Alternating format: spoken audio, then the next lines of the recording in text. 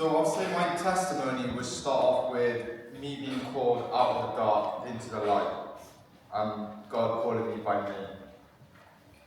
My testimony starts off with the person who's standing here today, before you today, is not the person I was, but a person who has been completely remade by Jesus Christ.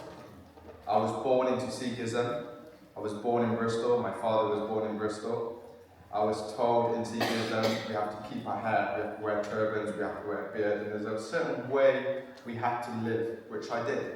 And if you didn't live that way, you would disappoint your family, maybe get disowned, maybe they won't speak to you again. There's a lot of fear of not doing what you've been told, rather than what feels right and what doesn't.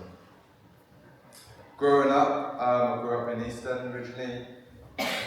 Bit of a rebel, I would say. Got in a lot of trouble. A lot of my friends ended up in prison when we left school and other stuff.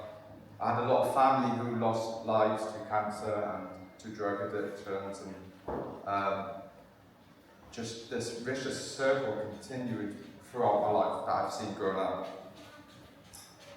I reached a breaking point where I stopped believing because I couldn't understand how a loving God, a loving Creator, created this world with so much pain and suffering.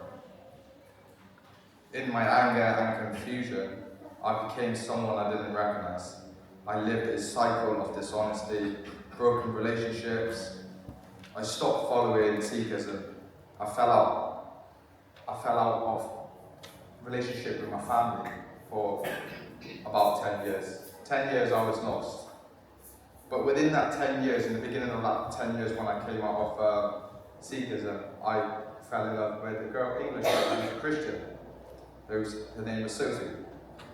Me and Sophie got in a relationship, but then also caused my family to disown me because she was English and she was white. So, however, I was on this path where I wanted to follow my heart. I wanted to find peace. I wanted to find love. I wanted to find joy.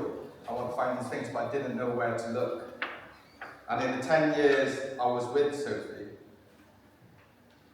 my family were speaking to me, and I was still trying to just get back into where, the place I grew up to, the family I grew up in. But their influence impacted my relationship because their culture that I was brought into, I took with me. The pain and the suffering and everything else I went through, I carried it with me into my relationship. And at the end of the 10 years, we got in a massive argument. I was dishonest, I was lying, I was doing all sorts of stuff. And we ended our 10 years relationship. And basically I was kicked out. And I couldn't go back home because my family disowned me. I had nowhere to go. And I just wanted to run away because I didn't have the answers. I had no one to turn to, no one to go to. And in this midst, in my absolute lowest point, God spoke through the very person I had hurt. In the middle of an argument, Sophie quoted from Scripture, "A man must leave his mother and father and hold fast unto his wife."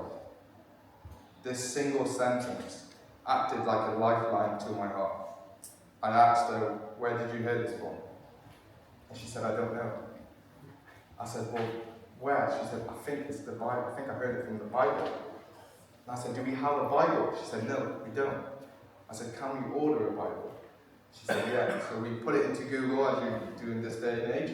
We said, "Google, what's the best Bible?" Google said King James Version is the best Bible. And we trusted it. We ordered the King James Version. And it came thanks to Amazon. Next day delivery, it was there. We opened it and it was day down. I was like, whoa, I'm never been good at reading and writing anyway. That's why I became a carpenter. But that's another story. And then I was like, I need to know what God is saying. I feel like this is God speaking to me. I need to know what it's saying. So I downloaded on audio, put my headphones in. I went to work on a Monday. And obviously, like a normal book, you start from the beginning, what I thought it would be. So I started in the beginning of Genesis. I started on a Monday, and on Saturday I finished the entire Bible. And then on Sunday, I was like, I need to go to church. So he was like, I grew up in the church, Methodist, no Methodist, when her grandparents took her. She said, let's go there. And then that was the first time I stepped into the church ever in my life, knowing that Jesus has found me. And then I went through this, getting baptized, being part of this community, found a place of love and joy and peace, and the peace that doesn't make no sense. But in that feeling and coming to Jesus, I also had confusion and anger and frustration of, God, where was you? Why come to me now? I was struggling 10 years ago, I was struggling 30 years ago. Why come to me now? Where were you? Was my prayer. Jesus, where were you?